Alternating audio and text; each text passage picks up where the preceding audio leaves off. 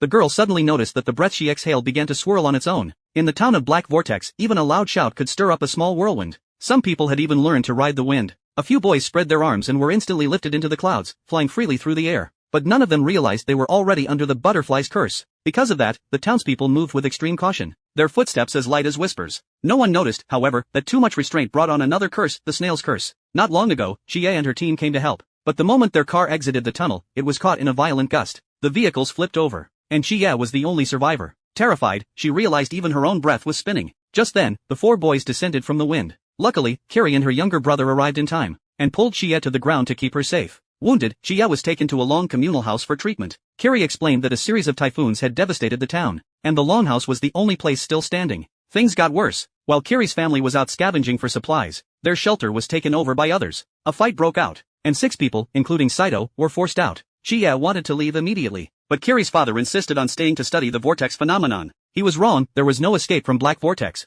Every vehicle that entered the town ended in disaster. When the younger brother smelled grilled meat, they followed the scent, and stumbled upon butterfly people roasting snail people. Creatures once human, now devouring each other like food. Kiri's father stepped forward to reason with them, but the butterfly people hurled him into the wind, and he vanished. Chaos erupted. The butterfly people could stand firm in the storm, rising and bending the wind to their will, toying with Kiri and Chie in midair. Kiri realized they were drifting dangerously close to Dragonfly Pond, a bottomless pit that could swallow even the eye of a typhoon. At the last moment, Saito leapt from a high pole, grabbed Kiri, and the three clung desperately to a power line. The butterfly people were sucked into the abyss below. After the ordeal, Kiri tended to her injured mother, and encountered 5 new volunteers. One of them had a strange bulge on his back. He was close to turning into a snail. They decided to return to the longhouse, the only shelter strong enough to withstand the storm. But the longhouse was already packed. Bodies tangled and pressed together. Walls buckled under the weight. People kept adding to it, stretching the longhouse endlessly. Saito finally understood why it seemed impossibly long. They decided to leave. Better risk turning into snails, then become serpent-like creatures trapped inside.